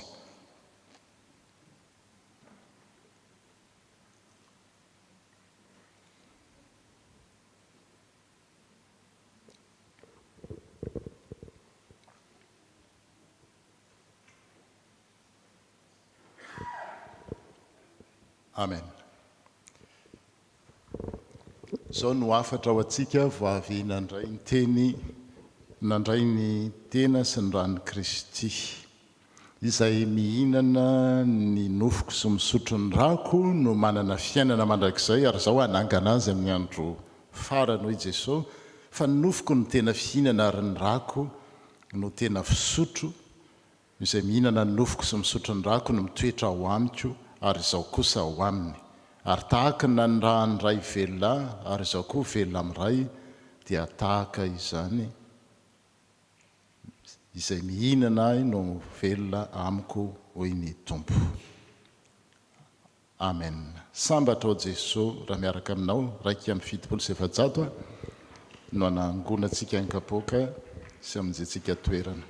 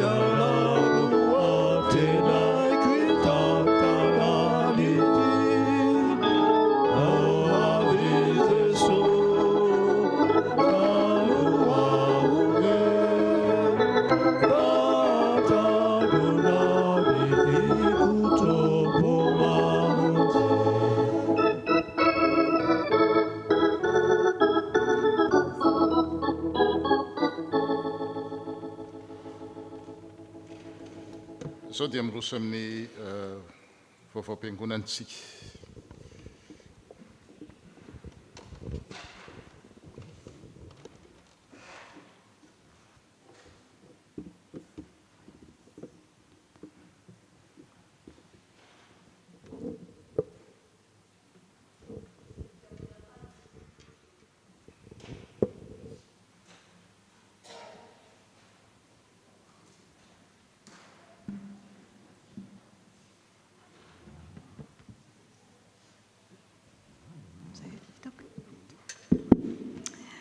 dia mbola faly miarabantsika indray ry havana amin'izao alahady voalohany amin'ny volana desambra 2024 sy 2025 izao, alahady voalohany ihany koa amin'ny advento. Miarahaba ihany koa ireo izay rehetra manaraka izao fanompom-pivavahana izao amin'ny alalan'ny tambazotra. Ho aminareo ny ry havana ny fahasoavana sy ny fiadanana avy amin'Andriamanitra Ray sy Jesosy Kristy Tompo. Misaotra ny pasteur Janot isika nitarika antsika tamin'ny fanompom-pivavahana androany ary nitondra ny afatr'Andriamanitra ho antsika ary ihany koa nitarika ho antsika ho amin'ny fanasan'ny Tompo. Misaotra ireo rehetra nandray anjara tamin'ny fanatotosana izao fotoana izao. Ny antoko-pira mafia dia tsy eto atoerana anio fa lasa namangy ny fiangonana EPUDF any Montélimar efa hatramin'ny omaly izy ireo ny tany ary manatanteraka ny fanompom-pivavahana any koa androany dia mitondra mbavaka ho azy ireo isika. Raha misy amintsika kosa no samba ny vao tonga miara mivavaka eto dia iangaviana izy mba hitsangana fa ho arabain'ny fiangonana.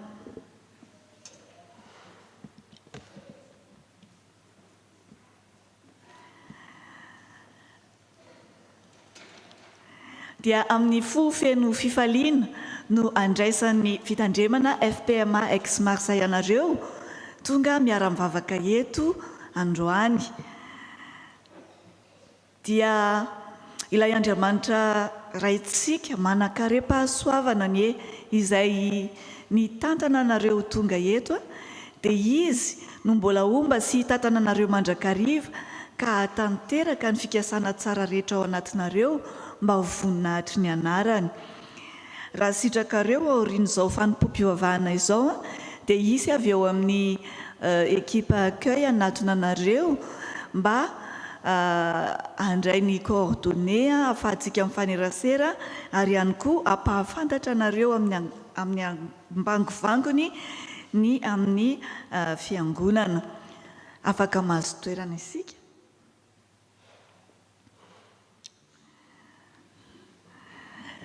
Toy izao indray ny fandaharam-potoanantsika manaraka. Ny fiangonana dia tsy miova fa isaky ny amin'ny 10 ora sasany no manomboka ny fanompom-pivavahana. Ny fampitana izany amin'ny alalan'ny tambazotra ihany koa dia mitohy hatrany.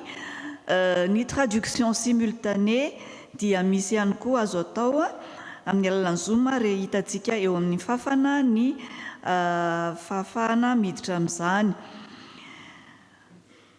Amin'ny faran'ny herinandro ny 7 sy 9 ny volana desambra dia anjarantsika fiangonana manontolo no miara-mientana manatanteraka ny fanadiovana ny trano fiangonana sy ny manodidina rehetra dia manentana antsika mba ho tonga maro amin'izany ifanometanana.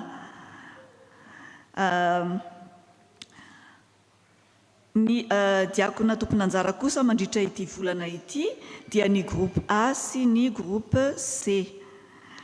Ny fandaharam-potoana mahazatra mandritra ny volana kosa mandritra ny herinandro dia hitantsika efa miseho eo amin'ny fafana dia aoka isika samy anaraka izany ary azoto hatrany anatrika ireo fampianarana sy fianarana ny tenin'Andriamanitra isan-karazany. Toy izay ihany koa ny travaux dia mitohy hatrany isaky ny asabotsy aza misalasala tompoko raha misy azontsika atao amin'ny fanampiana ireo namantsika hanatanteraka ny fanatsarana izao toerana izay nomeny tompo antsika izao. Ireto avy indray kosa ny daty tsara ho tadidy. Ny 9 volana desambra amin'ny herin'ny anio dia natokana ho alahadin'ny fitandremana izay hitondrantsika mivavaka ny asa fitandremana, ny mpitandrina sy ny ankohonany ihany koa. Ka aorian'ny fanompom-pivavahana dia isy ny agape iarahantsika misakafo. Misy ny fisoratana anarana kosa nefa amin'izay izay tsy maintsy atao mba hanamora ny fandaminana. Efa naparitaka amintsika amin'ny alalan'ny WhatsApp ny tableau ahafahantsika misoratra anarana ka amin'ny fahadimy ny volana desambra zany amin'ny 12 ora latsaka 1 minitra alina zany a no fara fisoratana anarana dia aoka sika samy ezaka mba hisoratra anarana amin'izany. Ny faharaiky amby 20 ny volana desambra kosa no ankalazan'ny STK ny Noely izay ataony mitondra ny lohateny hoe ST Christmas. Ny faharoa amby 20 ny volana desambra kosa dia fankalazan'ny Noely ny sekoly alahady. Ny fahaefatra amby 20 ny volana desambra ankalazantsika ny sasakalin'ny Noely ka manomboka amin'ny 7 ora ny amin'ny 7 ora hariva zany ny fotoana amin'io. Ny fahadimy amby 20 ny volana desambra izay Noely manomboka amin'ny 10 ora ny fotoana ary misy ny fandraisana fanasan'ny tompo amin'izany. Ny fahasivy amby 20 ny volana desambra alahady ny fianakaviana sy ny zanak'ampielezana ary ampatsiahivina isika fa ny Christmas zany 25 desambra sy ny farantaona 31 desambra dia isy ny fiaraha-misakafo ho an'ireo rehetra izay maniry hiaraka hisakafo na ho an'ireo izay irery na ho an'ireo izay vahiny dia misy ny fiarahana misakafo ny andinindiny mahakasika izay dia ho lazaina amintsika miandalana ihany.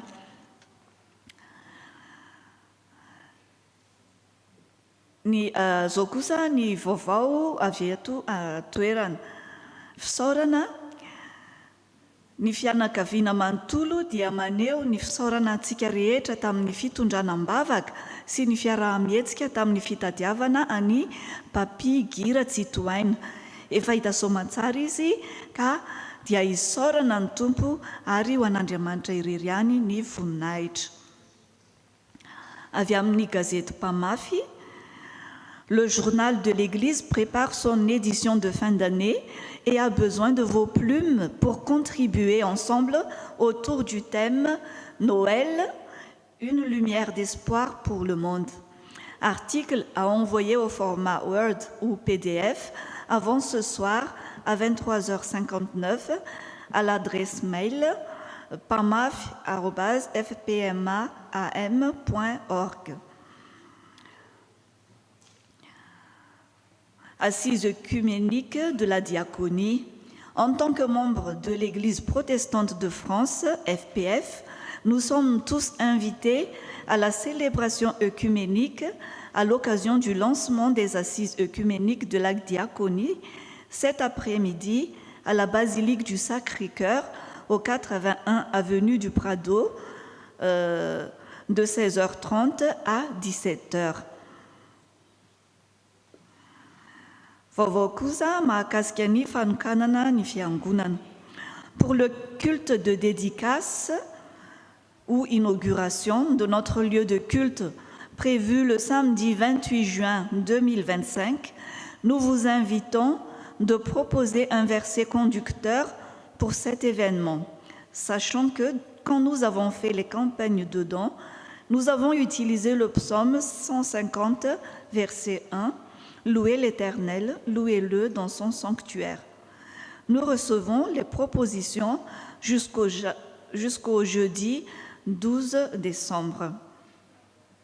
Donc, vous pouvez proposer un verset conducteur donc, pour cet événement au bureau. Collecte de boîtes de Noël. La Team Events organise une collecte de boîtes de Noël au profit de l'association On se gèle dehors. Une personne de la Team Events prendra la parole après les annonces pour plus d'explications. Aviamni Trezemada, association d'entraide et sociale. Ny sabotsy faha-efatra amby 20 volana desambra dia isy rindrakira iarahana amin'ny antatiana sy voahirana. Isy ihany koa ny fandraisana fitenenana avy amin'ny ataon'ny mpikarakara aorian'izao filazandra raha izao. Ka ny fandaminana zany dia ny mandray fitenenana voalohany ny Team Events ary rehefa avy eo ny mpanomana ny rindrakira Antatiana sy Voahirana. Ny centre médico-social dia mitohy hatrany ny permanence médicale isaky ny sabotsy voalohany amin'ny volana, maimaim-poana ny fizaham-pahasalamana fa ilaina kosa ny fisoratana anarana mialoha. Ny fotoana manaraka dia ny 7 volana Desambra ary misy ny fanaovana vaksiny ho an'izay maniry na mila izany ka azo atao tsara ny manatona ny taty olgara fanoharana na misoratra anarana amin'ny ekipe médicale eto an-toerana. Dia toy izay ihany koa ny assistante sociale dia eo koa izy amin'ny fotoana io zany raha ho antsika izay mila fanampinana torohevitra amin'ny resaka administratif. Misy ihany koa ny urne ery aoriana ho amin'ny fividianana défibrillateur ahafahantsika mandrotsaka izay azontsika atao amin'izany ho fampitaovana ny fiangonana.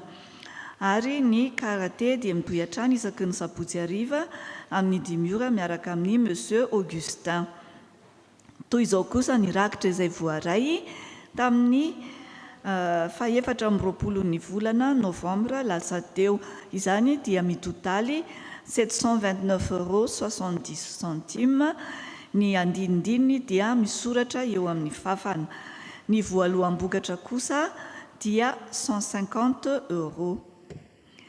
Ho antsika izay samba ny tonga miara-mivavaketo dia pahafantarina ary ampatsahivina ihany koa isika fa misy anankiroa ny rakitra eto. Ny rakitra voalohany dia natokana ho amin'ny fampandehanan-drarahan'ny fiangonana. Ny rakitra faharoa kosa dia natao ho amin'ny ezaka trano. Misy ny fahafahana manatanteraka izany, misy ny terminal bancaire ery aoriana ho an'izay mampiasa carte bancaire na paiement par téléphone. Misy ihany koa ny QR code ho an'izay mampiasa PayPal, indrindra ho antsika izay manaraka amin'ny alalan'ny tambazotra. Azo atao koa ny manao virement na chèque na espèce toy ny mahazatra. Ny ekipa finance kosa dia vonina hatrany handray ny voaloam-bokatra sy ny fanomezana izay atolotsika etsy aoriana. Ny banque alimentaire ny fiangonana dia misokatra hatrany ho antsika izay mila izany. Izany dia hitantsika ao amin'ny salle Carmel. Azo atao ihany koa ny manatona ny tompona andraikitra raha tsy hitantsika ny toerana misy izany. Ireo izay afaka manatevina kosa mba ho fanohanantsika izany banque alimentaire izany dia raisina Antanandroa. Dia izay indray ary ireo asa maro miandry eto amin'ny tafontsika, aoka isika hitondra mibavaka hatrany izany rehetra izany dia mirary herinandro soa eo ambany fitantanan'ny tompo ho antsika rehetra, ho an'Andriamanitra irery ihany ny voninahitra, fa ny fiadanana kosa dia ho amintsika olona izay ankasitrahany.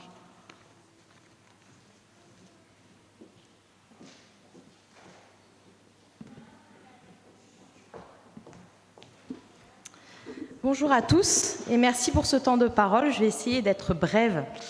La semaine dernière, on a démarré l'opération Noël solidaire. Mais qu'est-ce que c'est ? On arrive à la période des fêtes, comme en témoigne la jolie crèche et les sapins, aux préparatifs de Noël, et on vous propose de vivre un Noël solidaire. Le principe est simple. Jusqu'au dimanche 15 décembre, on lance une collecte. Vous allez choisir en fait à qui vous allez offrir votre cadeau, un homme, une femme, un enfant, précisant l'âge ou si c'est une fille ou un garçon, ou pourquoi pas un animal. Et tout simplement dans une boîte à chaussures ou l'équivalent, vous allez glisser plusieurs petits présents. Un loisir, une petite douceur, un produit bien-être, quelque chose qui ramène de la chaleur et enfin un petit mot doux. À votre disposition, vous avez des petites cartes pour avoir des idées de ce que vous pouvez mettre à l'intérieur. Cette année, on va collaborer avec l'association Se Gèle Dehors Les scouts de notre Église œuvrent déjà avec cette association et c'est une association en fait, humanitaire qui est basée à Marseille et qui a plusieurs actions auprès des plus démunis. Donc, on va collecter vos boîtes de Noël étiquetées et emballées jusqu'au 15 décembre à l'église. Il y a un petit point de collecte déjà qui est là au fond de l'église. Ensuite, on va les donner à l'association On se gèle dehors qui va se charger de les redistribuer à ceux qui en ont besoin. En ce temps d'Avent, comme l'a exhorté le pasteur dans sa prédication, on peut, au travers de nos actes, témoigner de notre espérance, de notre amour et de notre foi. Il est vrai que les temps sont plus difficiles, plus durs pour tout à chacun. Il est vrai que je ne connais pas la situation de chacun, mais il n'y a aucune obligation, aucune pression, mais pour ceux qui le peuvent et pour ceux qui le veulent, on compte sur vous pour cette initiative, pour votre générosité. Je reste convaincue que l'on change le monde une personne à la fois. Merci pour votre attention et à Dieu seul soit la gloire.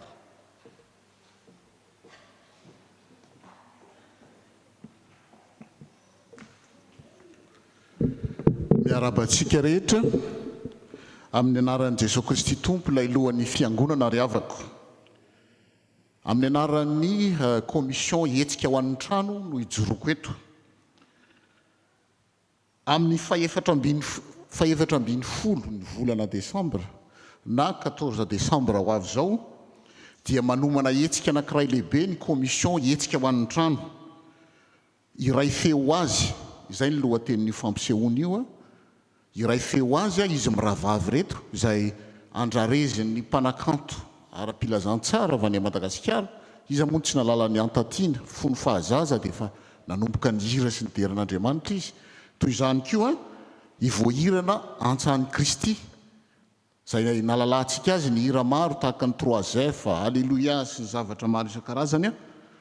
Natsotsika izy ireo mba iray feo azy, izy moa le azy dia ho an'ilay mpanjakan'ny mpanjaka sy tompon'ny tompo.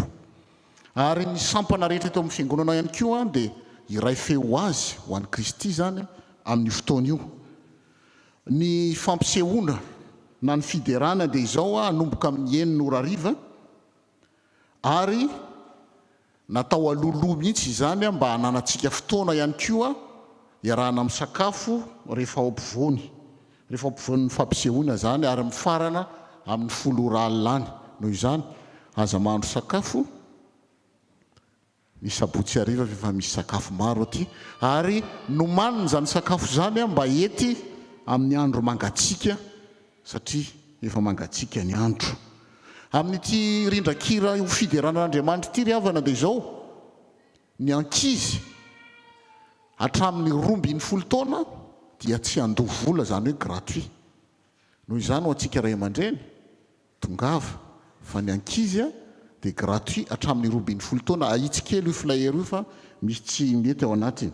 Ary ny mpianatra dia 10 € no alohan'izy ireo. Ny mpianatra zany dia 10 € à partir de 13 ans. Ny olon-dehibe dia 20 € fa tandremo anefany fa amin'ny andron'ny fampisehoana dia miakatra 25 € ny vidin'ny tapakila. Efa miparitaka ny tapakila rehetra ko manentana antsika andray dia nyzao an'izany tapakila zany mba tsotratra an'le 25 € amin'ny fotoana io. Inona moa ry havako no ataontsika marina fa efa nisy ezaka maro nataony tsirairay avy voaingy antsika nanao ny promesse de don nanao ny hetsiky ny sampany kanefa raha malala fa amin'ny taona ho avy dia hotokana nyity fiangonantsika ity. Mbola maro ny asa miandry ny travaux izay mbola tsy vita ao ihany koa nefa ny fandoavana ny vidin'ny fiangonana. Noho izany alao hery ary samy mazoto isika ny amin'izay rehetrarehetra azo atao ny amin'ny fampandrosoana ny asan'ny fiangonana. Tsara ho marihana fa isika eto amin'ny tafo na ny fitandremana ex Marseille na izay mandray mianjara mihira sy mitendry ety dia mandoa vola avokoa na izay rehetra manao raharaha dia mandoa vola avokoa. Nefa raha misy ny manana tsy manana ny fahefananao izany dia afaka miresaka amin'ny mpitandrina na amin'ny filohan'ny tafo fa aza atao sakana ny vola. Hoy ny soratra masina izay nankinina amin'ity fotoan'ity hoe fa tsara ny mihira ho an'Andriamanitsika. Idera an'Andriamanitra isika ko samy maherezany amin'izany asa fanompoana izany ho an'Andriamanitra ireny ny voninahitra. Amen.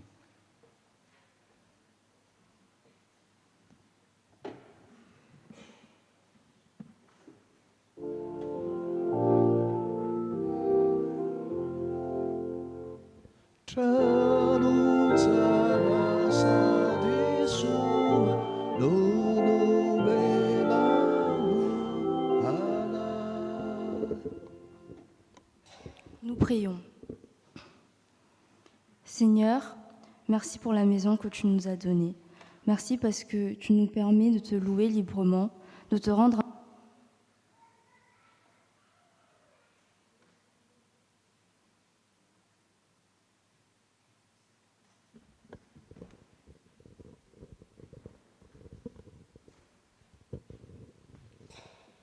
Merci parce que tu nous permets de te rendre un culte et d'exprimer notre gratitude envers toi. Seigneur, nous remettons entre tes mains toutes les personnes qui contribuent au Esakachan, que ce soit les travaux, le financement ou tout autre projet. Nous savons que cette maison vient de toi, que tu as mis ce projet dans notre cœur. Aide-nous à ne pas nous éloigner des projets que tu as pour cette Église. Continue d'œuvrer en nous pour que nous puissions faire vivre ta maison. C'est en ton nom que je fais cette prière. Amen.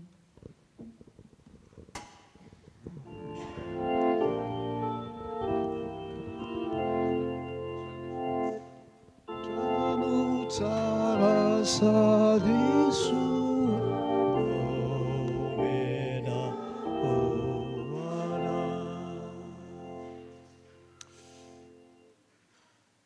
An'olo tena ampifaliana ho an'Andriamanitra tsika amin'ny alalan'ny fanolorana rakim-pisaorana ny hira raha teo dia mitory an'izany 5:7 endreza ny hafaliana fa velonaina afaka manao ny asan'Andriamanitra indray.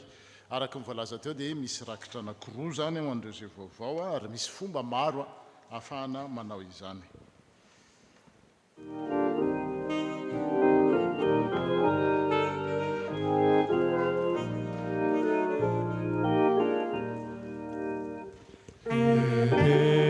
Izani afaliana avelulaina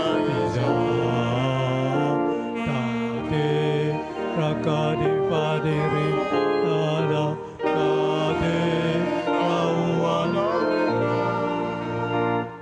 adolo try to anati citaka usati anaki sike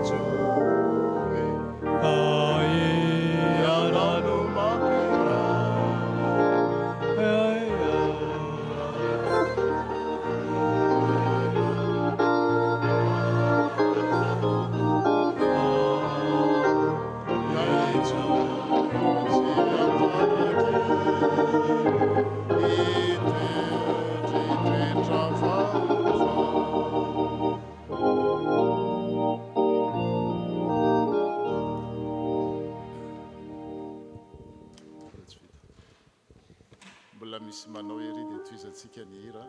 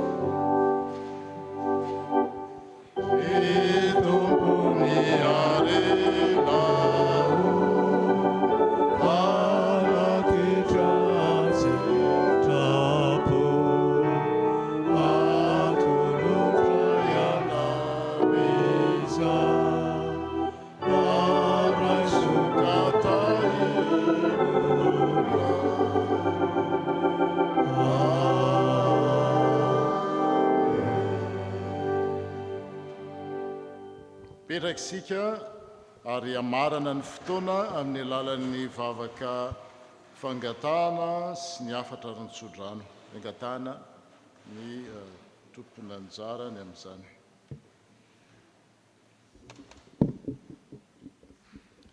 Mbola ary vavaka isika tompo.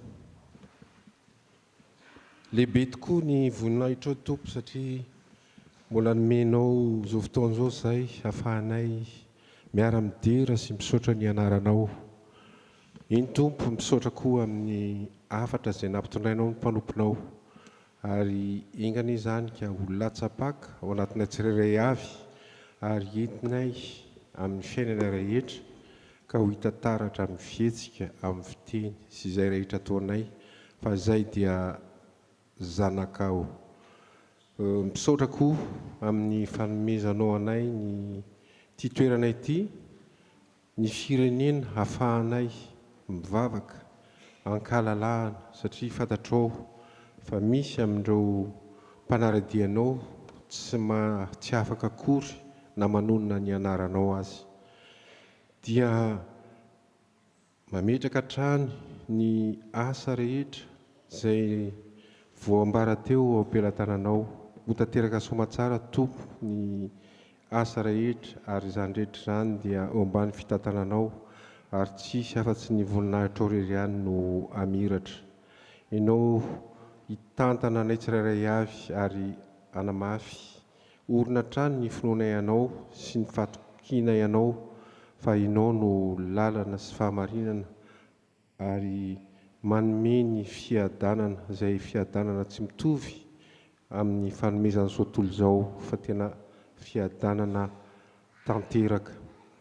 Dia zany vavaka izany tompo dia ampiarahanay amin'ny vavaka tsara indrindra izay nampianarinao ny mpianatrao manao hoe rainay izay ny an-danitra ho amasinina ny anaranao ho tonga ny fanjakanao ataony sitraponao ety an-tany any an-danitra. Meona anio izay anina sahazo anay ary mamelany elokay azo mitondranay fakapanahy fa manafahanay amin'ny ratsy. Amen.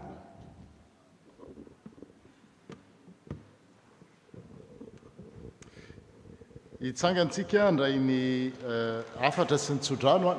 Ny andiny voalohany melohan'izany dia ny andiny manaraka ao aorianany. Ataontsika ny andiny voalohany.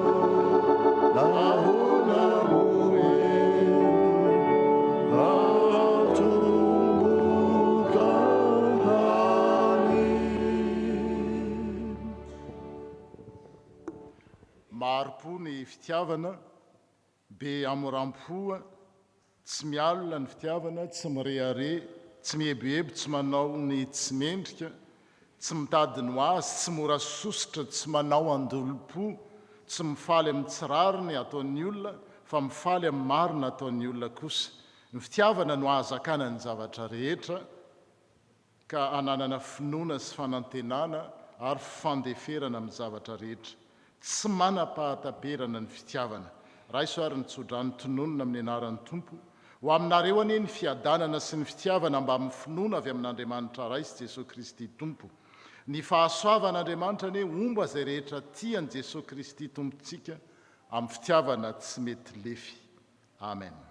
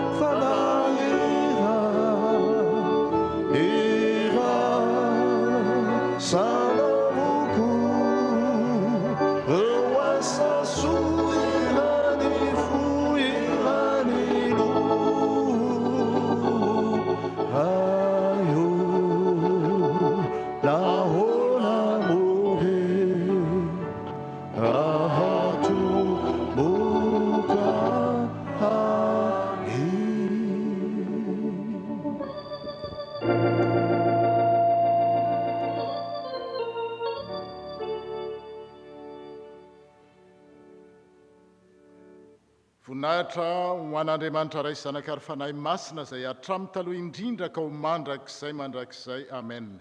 Mandehana amin'ny fiadanana ka manompo ny Tompo. Dia mirary herinandro sambatra ho antsika mianakavy. Bon dimanche à toutes et à tous.